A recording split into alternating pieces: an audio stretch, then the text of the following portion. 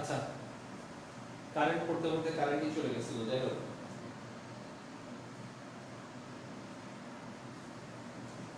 দেখো, তো যেটা যেটা বলছিলাম, হ্যাঁ,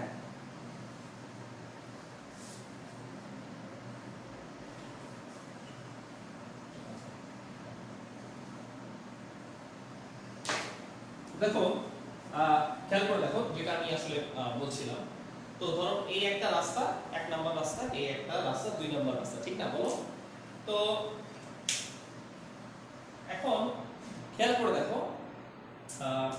ধরো এভাবে তুমি ভাবো যে এই দেখো এরকম এই রাস্তাটা অনেক লম্বা, এই রাস্তাটা অনেক লম্বা, ঠিক আছে? আর এই রাস্তাটা ধরো কম লম্বা, ঠিক না? এখন এরা 4 জন মিলে ধরো সামনে যাবে, ঠিক না? আর এরা 4 জন মিলে এরাও ধরো সামনে যাবে, কিন্তু রাস্তাটা বেশি বড় না। বলো তো কারা বেশি সহজে সামনে যেতে পারবে? অবশ্যই বুঝতেই পারছো এ, কারণ যত রাস্তা, যত রাস্তাটা যত বেশি চওড়া হবে, ঠিক না, তাহলে আর সরি ভুল বললাম, তাহলে আহ, রাস্তাটা যত বেশি চওড়া হবে ওদের বাধা তত কম হবে। তখন মানে রাস্তা যত চওড়া বাধা তত কম। আর আর মানে বাধা, তাহলে আমরা এটা বলি r সমান সমান 1/a, r is proportional to 1/a। দেখো r is proportional to 1/a, আর রাস্তা তাহলে r is proportional to l, r is proportional to l, তাহলে ফাইনালি আমরা কি বলি, r is proportional to l by a।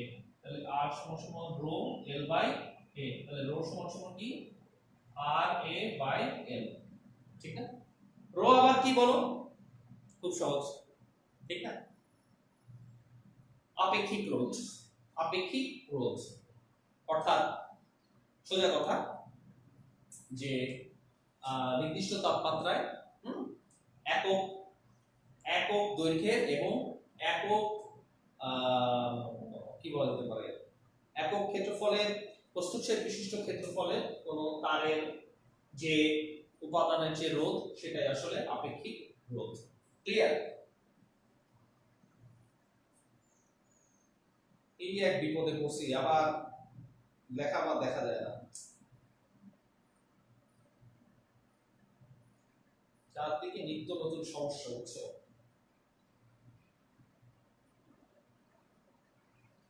আচ্ছা, আশা করি ইনশাআল্লাহ আমাদের সামনে উইক থেকে ইনশাআল্লাহ ইন্টারনেট আরো ভালো হবে। যেটা বলছিলাম,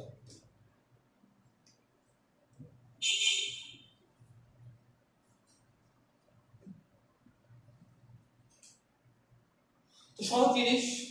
যাই হোক, এই জি এর একক কি বলো, জি এর একক কি? সিমেন্স,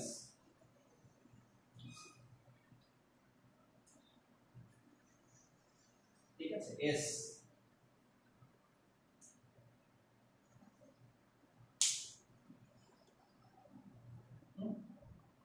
যেমন তোমাদের 2 মার্কের প্রশ্ন আসতে পারে, তোমাদেরকে বলতে পারে 1 সিমেন্স বলতে কি বুঝো, 1 এস বলতে কি বুঝো, কি করবা? খুব সহজ, I সমান সমান জিভি, তাহলে জি সমান সমান I বাই, দেখো I বাই ভি, তাহলে এটা হচ্ছে 1 অ্যাম্পিয়ার, এটা হচ্ছে 1 ভোল্ট, 1 অ্যাম্পিয়ার, আর এটা হচ্ছে 1 ভোল্ট। তুমি তখন কি বলবা, কোন তড়িৎ পরিবাহীর বা কোন তড়িৎ পরিবাহী তারের 2 প্রান্তে বিভব পার্থক্য 1 ভোল্ট হলে যদি তাদের মধ্য দিয়ে 1 অ্যাম্পিয়ার পরিমাণ বিদ্যুৎ প্রবাহিত হয়, তবে সেই পরিবাহীতে হচ্ছে 1 সিমেন্স। খুব সহজ, কঠিন কিছুই না। যাই হোক,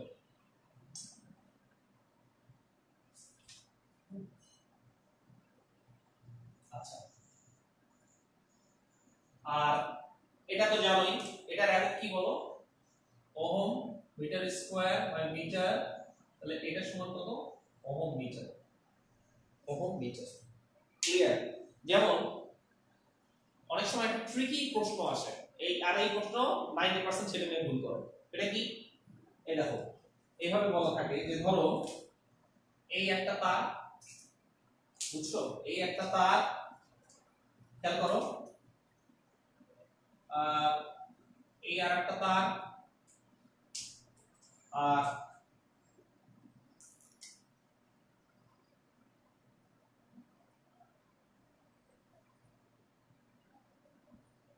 এই একটা তার, বুঝো কিন্তু এই একটা তার, এই একটা তার, এই একটা তার, একই উপাদান বিশিষ্ট।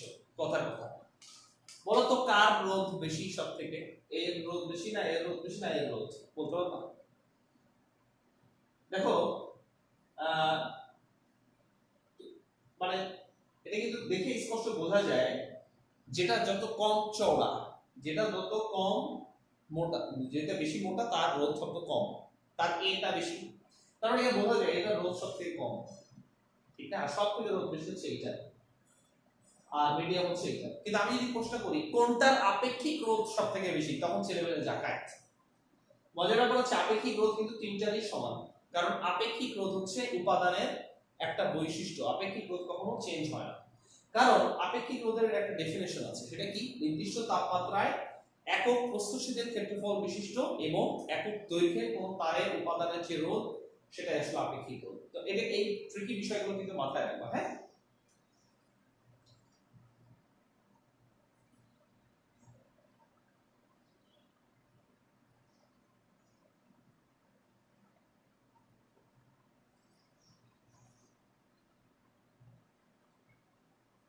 হ্যাঁ, আপেক্ষিক রোধ তিনটারই সমান, ক্লিয়ার?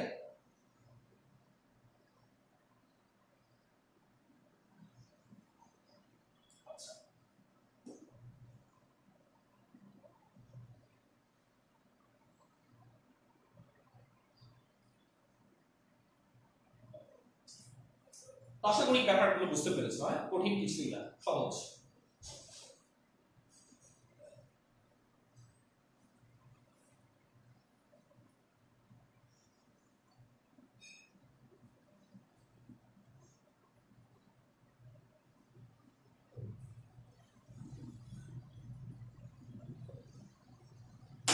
ঠিক না? আচ্ছা, এই দেখো খেয়াল করাটা দুই জায়গায়, হ্যাঁ? এটা কি বলো? কেমন শিখলা? রো, এটা কি বলো?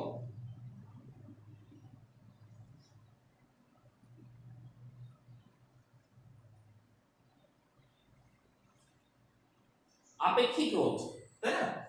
তাহলে দেখো আপেক্ষিক রোধ ইংরেজি বলো কি?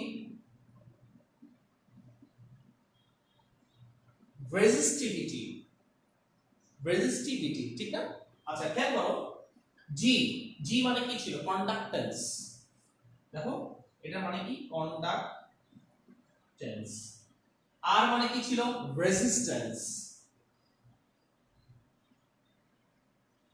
ঠিক না? তাহলে এই আর এর সাথে কার সম্পর্ক? রো এর। আর জি এর সাথে কার সম্পর্ক জানো? সিগমা। জি এর সাথে হচ্ছে সিগমার সম্পর্ক। তাহলে এটা যদি হয় রেজিস্টিভিটি, তাহলে এটা সমান কি বলো? কন্ডাক্টিভিটি।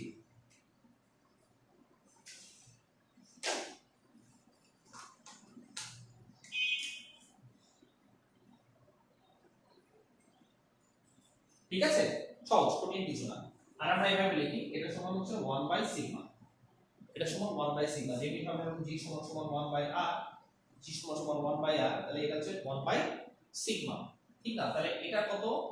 Ohm metre. তাহলে এটা কত? Ohm inverse 1 metre inverse 1। সহজ, কঠিন কিছু না, ক্লিয়ার?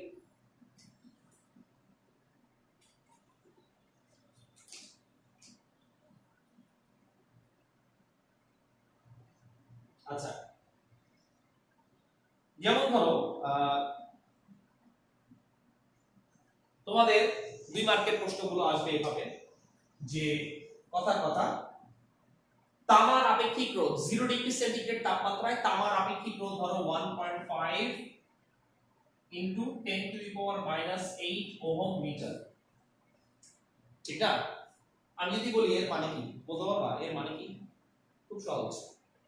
0 ডিগ্রি সেন্টিগ্রেড তাপমাত্রায় তুমি যদি 1 মিটার লম্বা একটা তামার তার নাও, যার প্রস্থচ্ছেদের ক্ষেত্রফল 1 মিটার স্কয়ার, এটা কিন্তু বিরাট ব্যাপার ভাই।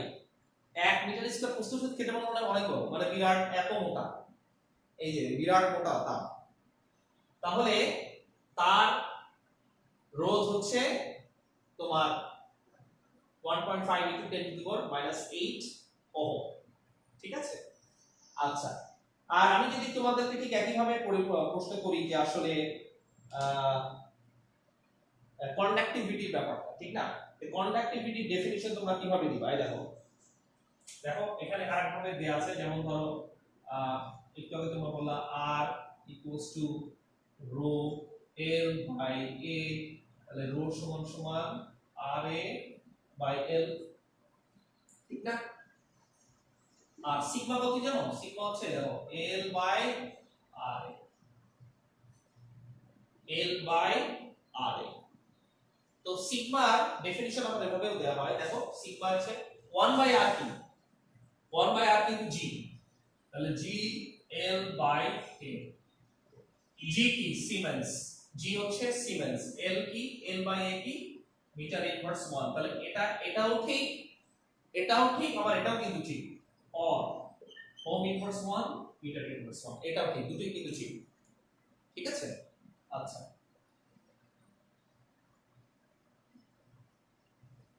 আর ঠিক একই ভাবে এটার ডেফিনিশন কি? নির্দিষ্ট তাপমাত্রায় একক দৈর্ঘ্য এবং একক প্রস্থচ্ছেদের ক্ষেত্রফল বিশিষ্ট কোনো পরিবাহিতা, এটাই হচ্ছে আসলে আমরা বলি সেই উপাদানের পরিবাহক অঙ্ক বা উপাদানের কন্ডাক্টিভিটি, ঠিক আছে? এই বিষয়গুলো আসলে সহজ জিনিস, এগুলো আসলে আমি এই জন্য শর্টকাটে শেষ করে ফেললাম।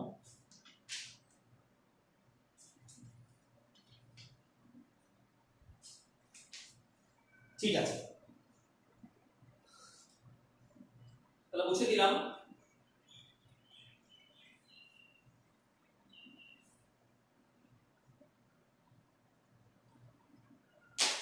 কোন প্রশ্ন থাকলে করো, হ্যাঁ?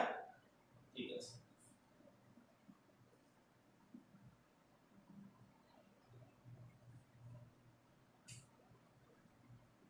এবার দেখো তোমরা জানো যে আসলে তোমাদের বইতে শুরুতেই এটা আছে, সেটা কি? যে পাওয়ার, তাই না? ক্ষমতা কি বলো? খুব সহজ, P সমান সমান W বাই T। P সমান সমান কি বলো? W by T। আচ্ছা, আবার W সমান সমান কি বলো? V সমান সমান W বাই Q। আমি এগুলো থিওরিটিক্যাল পড়াশোনা করছি, আমি যে বললাম হার্ড সার্জারিটা আমরা করব ইনশাআল্লাহ। V সমান সমান W বাই Q, ঠিক না? কারণ তোমরা তো পড়েছো বিভব মানে কি? একটা এক কুলম্ব আধানকে কোন তড়িৎ পরিবাহীর একটা নির্দিষ্ট বিন্দু থেকে সমগ্র পরিবাহী ঘুরিয়ে এনে আবার ওই বিন্দুতে আনতে যে পরিমাণ কাজ করতে হয় সেটা আসলে 1 ভোল্ট, ঠিক না? সেটাই আসলে তড়িৎ বিভব। এটা হচ্ছে আমাদের থিওরিটিক্যাল বিষয়, এটা আমরা প্র্যাকটিক্যালি এগুলো বুঝবো ইনশাআল্লাহ, হ্যাঁ? তাহলে W সমান সমান কি বলো? VQ। W সমান সমান VQ, তাহলে এই দেখো VQ বাই T, তাহলে P, তাই না? অর তাহলে P সমান সমান Q বাই T আবার কত? I সমান সমান Q বাই T, তাহলে এটা হচ্ছে VI। খুবই সহজ, এই বিষয়গুলো তোমরা খুব ভালো করে জানো। আবার I সমান সমান V বাই R, তাহলে P সমান সমান কি লেখা যায়? V square by R, V square by R, তাহলে V সমান সমান আবার I R, তাহলে অর P সমান সমান কি লেখা যায়? I স্কয়ার R, ঠিক না? খুবই সহজ। তার মানে দেখো এগুলা কিন্তু আমরা কম বেশি অভ্যস্ত, তার মানে এটা একটা ফর্মুলা, এটা একটা ফর্মুলা, এটা একটা ফর্মুলা, এটা একটা ফর্মুলা, এগুলো প্রত্যেকটাই এক একটা ফর্মুলা যেগুলো তোমরা আসলে খুব ভালো মতোই জানো, ঠিক না?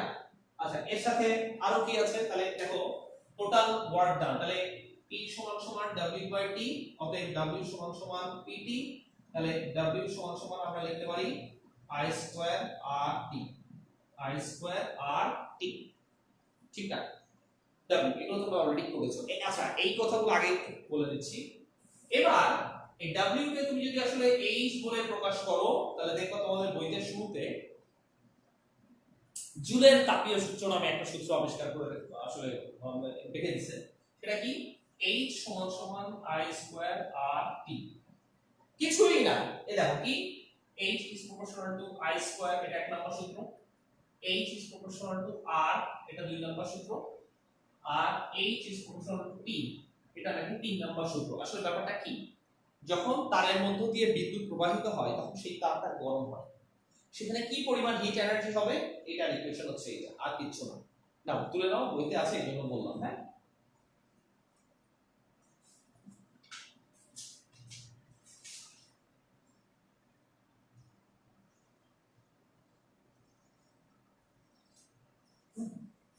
তো বইতে দেখবে এভাবে লেখা আছে যে h সমান সমান i স্কয়ার RT, এটাকে আবার ক্যালোরিতে না লিখে জুলে লিখছে, ক্যালোরিতে না লিখে জুলে লিখছে। তুমি যদি ক্যালোরিতে নিচে চিনতে চাও তাহলে আমরা এই কাজ করতে হবে, i square RT into 4.2 calorie. ঠিক আছে, এই নাও এটা তুলে নাও।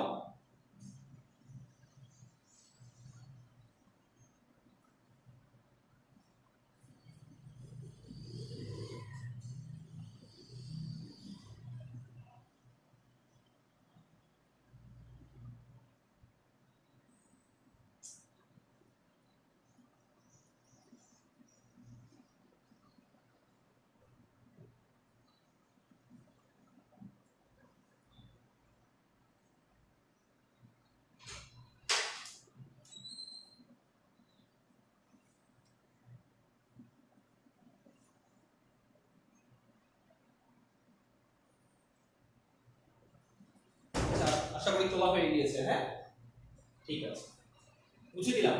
সহজ জিনিস, কঠিন কিছু না।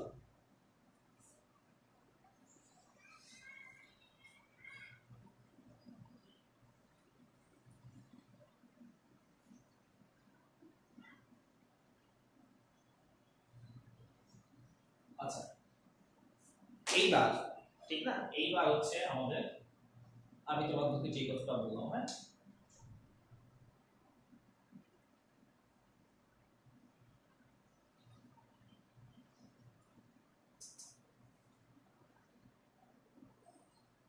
ঠিক আছে, the heart surgery of electricity, ব্যাপারটা কি আসলে, আমি আসলে মূলত কি বলতে চাচ্ছি দেখো। এবার আমি একদম ভেঙে চুরে একদম তোমাদেরকে ইলেকট্রিসিটির মূল ব্যাপারটা আমি এখন বলে দিব। আচ্ছা আমাকে বলতো, এই যে বলে যে আসলে আমি যখন একটা তার আঁকাই, ধরো এই একটা রোদ, আচ্ছা রোদ একটা বাল্ব আঁকাই, ধরো কথা কথা বুঝো আগে। হ্যাঁ, ঠান্ডা মাথায় বুঝো, কঠিন কিছু না। এই যে তুমি সুইচ দিলা, ঠিক না, ব্যাটারি অন হলো, আলো জ্বললো, কেন, কি হয় ঘটনা আমাকে বলতে পারবা? কি এমন ঘটনা ঘটে যে আসলে তুমি সুইচ দাও নাই এই জন্য বাল্ব জ্বলে নাই, বলতে পারবা কেন?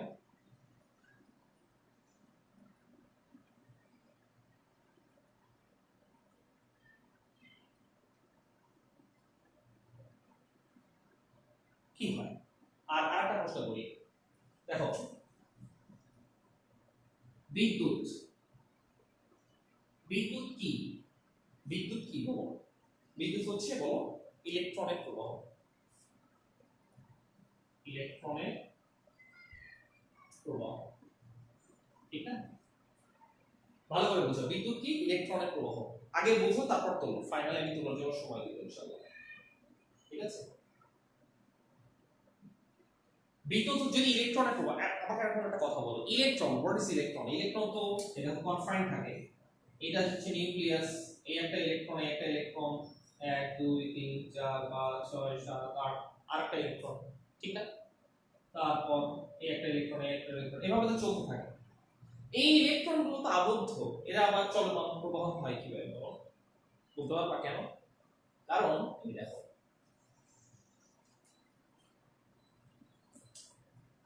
এই দেখো না তৌসিফ, ইলেকট্রনের ফ্লো হয় মাই ডিয়ার, হয়।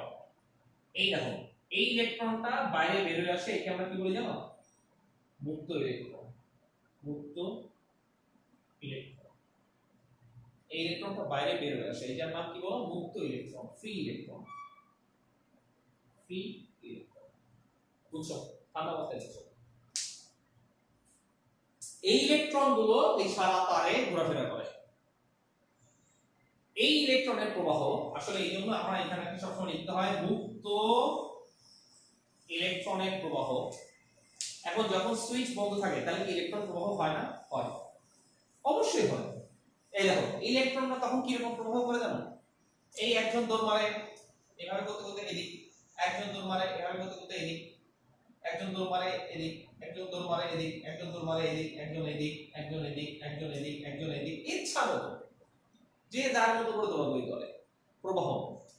কারণ মাথায় রাখবা ইলেকট্রনগুলোর speed 10 to the power 6 metre per second, 10 to the power 6 metre per second. এখানে অনেক কিছু বোঝা যাচ্ছে, অনেক কিছু, এখানে অনেক ইন ডেপথ আন্ডারস্ট্যান্ডিং এর ব্যাপার আছে। অর্থাৎ বারোটা বুঝো, ওই ওদের কাছে আমি যেমন এই রুমের মধ্যে বসে আছি, ওদের কাছে তার যতই চিকন হোক, ইলেকট্রনদের কাছে এটা মহাসাগর। ওরে আল্লাহ, তার কত মোটা জায়গা দেবেন, ওরা ইচ্ছা মতো দৌড়াদৌড়ি করে। এই জন্য কি হয় জানো, কোনো একটা নির্দিষ্ট দিকে আসলে নেট কারেন্ট জিরো। এই জন্য আমরা কি বলি বলো? এই দেখো সুইচ না, আমি বলি যে সুইচ অফ থাকলে, সুইচ অফ থাকলে E সমান সমান 0, ইলেকট্রিক ফিল্ড, E মানে ইলেকট্রিক ফিল্ড, ইলেকট্রিক ফিল্ড 0, তাই নেট কারেন্ট সমান সমান 0। দেখো সুইচ যখন অফ থাকে, সুইচ যখন অফ থাকে তখন আসলে এই ইলেকট্রনগুলো ফ্লো হয় কিন্তু র্যান্ডম। এইজন্য আমরা নেট কারেন্ট তোমার আসলে 0 পাই। তোমরা অনেকে খেয়াল করে দেখবা বাল্বের সুইচ বন্ধ করার পরেও দেখবা মাঝে মাঝে বাল্বটা একটু জ্বলে থাকে না, বা সুইচ বন্ধ করার পরেও দেখবা যে হঠাৎ করে একটু স্পার্ক দেয়। খেয়াল করেছো কিনা? এটা আসলে ওই নেট কারেন্ট 0 হওয়ার আগ মুহূর্তে কিছু কারেন্ট থাকে, এই জন্য এটা হয়। যাই হোক,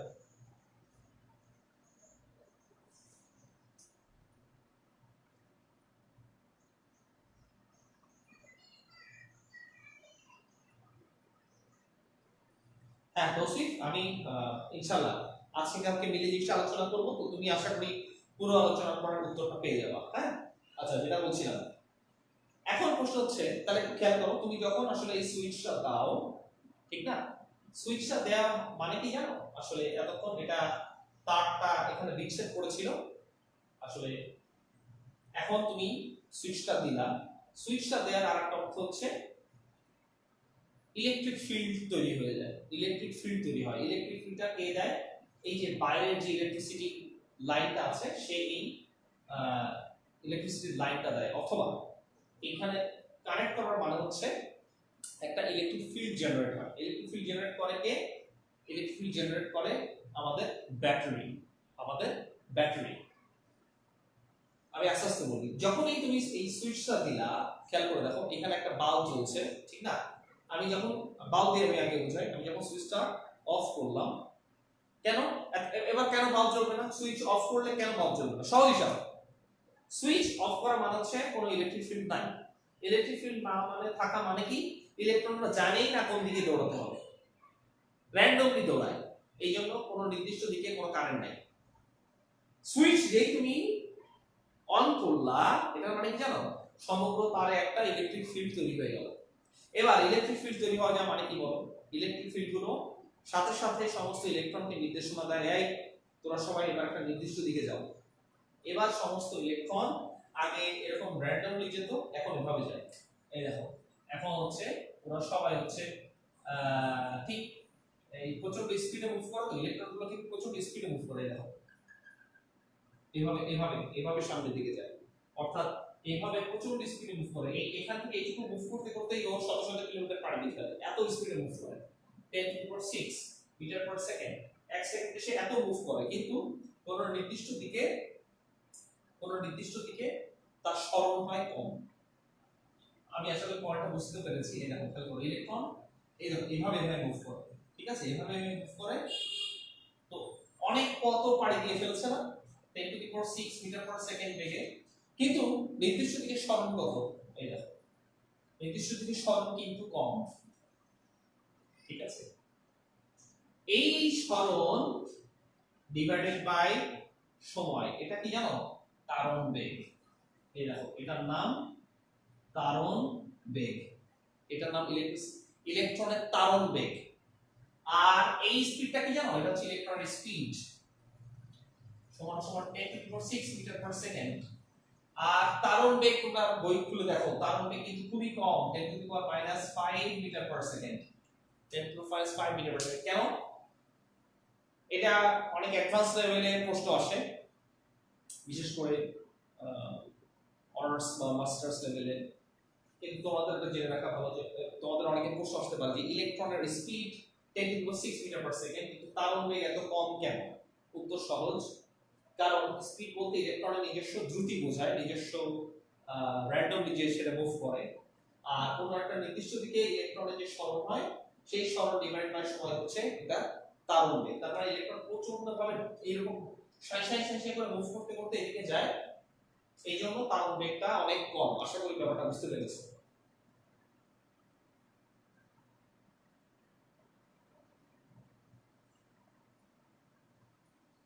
আচ্ছা, খেয়াল করো তাহলে, দেখো যখন আমি এটা একটু পরে বোঝাচ্ছি, যখন তুমি যখন সুইচটা দিলা, ঠিক না, তাহলে সুইচটা দিলে কি হলো, সমগ্র তারের মধ্যে একটা ইলেকট্রিক ফিল্ড জেনারেট হলো। ইলেকট্রিক ফিল্ড জেনারেট হওয়া মানে সমস্ত ইলেকট্রন এবার এই ইনস্ট্রাকশন পেলো আমাদের এখন একটা নির্দিষ্ট দিকে যেতে হবে। এইবার কি হয় শোনো, ইলেকট্রন গুলো তার দিয়ে ঘুরে ঘুরে ঘুরে ঘুরে বাল্বের মধ্য দিয়ে গিয়ে বেরিয়ে আসে। এবার আমি তোমাদেরকে আরেকটা প্রশ্ন করি, এখন তার থেকে তুমি এখানে আসো, আমাকে বলতে পারবা এই ব্যাটারির কাজ কি? আমি আবার বলি, এই মেইন সুইচে তো ব্যাটারি নাই, মেইন সুইচে কি আছে জানো? মেইন সুইচে আছে হচ্ছে আউটার কারেন্ট, মানে আমাদের বাইরে থেকে ট্রান্সফরমারের মাধ্যমে যে কারেন্ট আসে সেটা। এই ব্যাটারির যে কাজ ওই মেইন সুইচেরও সেই, আসলে মেইন আমাদের কারেন্টের যে আউটার কারেন্ট সোর্স সেটারও সেই কাজ। আমাকে এবার বলো এই ব্যাটারির কাজ কি? এই ব্যাটারি তুমি যদি ব্যাটারি অন করো, এটা মানে ব্যাটারি অন করা, ব্যাটারি অন করা মানে বাল্বটা জ্বলবে। কেন বাল্বটা কেন জ্বলবে? ওয়াই, কি ঘটে আমাকে বলতে পারবা? বল।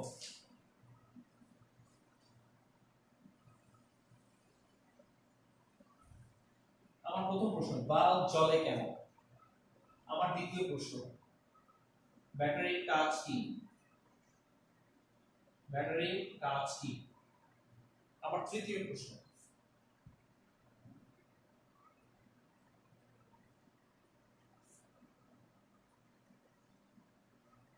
ব্যাটারি না থাকলেও ইলেকট্রনের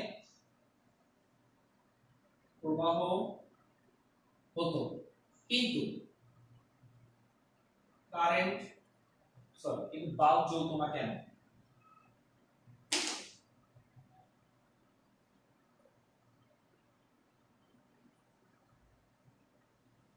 বলতে পারবা কেন?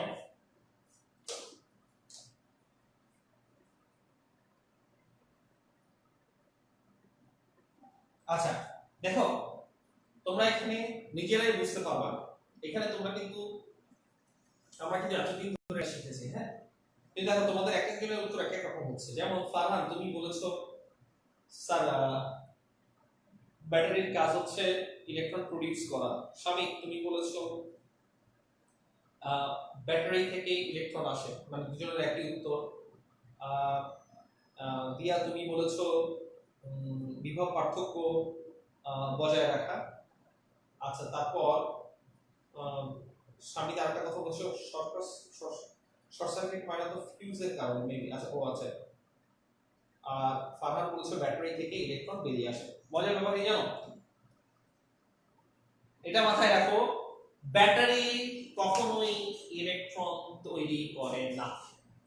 ইলেকট্রন তৈরি করা নিয়ে ব্যাটারির কোনো কাজই নেই, এটা মাথায় রাখো, ভেরি ইন্টারেস্টিং জিনিস। হ্যাঁ, নেভার, ব্যাটারির কাজ ইলেকট্রন তৈরি করা না রে। হ্যাঁ, দিয়া একটা কথা বলেছো যে ব্যাটারির কাজ বিভব বজায় রাখা, কথাটা থিওরিটিক্যাল হয়ে গেল, প্র্যাকটিক্যালি আসলে কি হয়, মানে আসলে কি ঘটে এই বিভব বজায় রাখে, মানেটা আসলে কি? মানে আমরা ছোটবেলা থেকেই পড়ছি যে আসলে বিভব, কেমন ম্যান, বাট এটা আসলে মানে কি, প্র্যাকটিক্যালি বুঝতে চাই। হ্যাঁ, আচ্ছা তো এটা তো একটা একটু মজা করে বললামই যে আসলে আমি বললাম যে আসলে ইনশাআল্লাহ আজকে এবং পরশু ক্লাস মিলে এটা ইনশাআল্লাহ বলবো। তো আজকে কিছু আনসলভ জিনিস রেখে দিই ইনশাআল্লাহ, এটা নিয়ে একটু চিন্তা করো।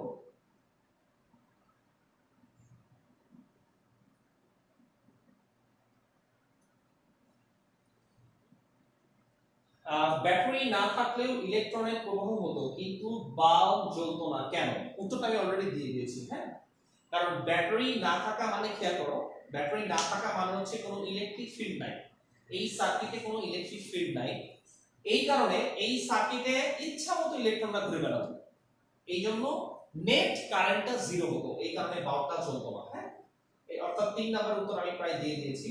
আচ্ছা, আমাকে কেউ একটু বলতে পারবা যে আসলে বাল্বটা জ্বলে কেন? এটা একটু চেষ্টা করতে পারবা? হ্যাঁ, অভি রাইট, ব্যাটারি আসলে ইলেকট্রিক ফিল্ড সৃষ্টি করে, অ্যাবসলিউটলি।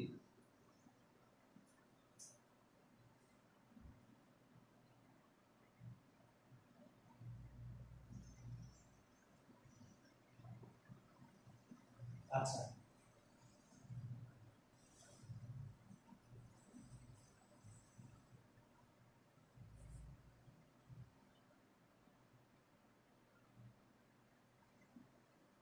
স্বামী তুমি বলেছো স্যার ইলেকট্রন কোন দিক দিয়ে কোন দিকে যাবে সেটা নির্ধারণ করে দেয়, ব্যাটারি। মানে ব্যাটারি যদি ইলেকট্রিক ফিল্ড তৈরি করে তাহলে তো ঠিকই আছে, কিন্তু এটা আসলে ব্যাটারির মূল কাজ না, ব্যাটারির মূল কাজ আরেকটা। ফারহান তুমি বলেছো স্যার ব্যাটারির কাজ ইলেকট্রনের ডিরেকশন ঠিক করা। না,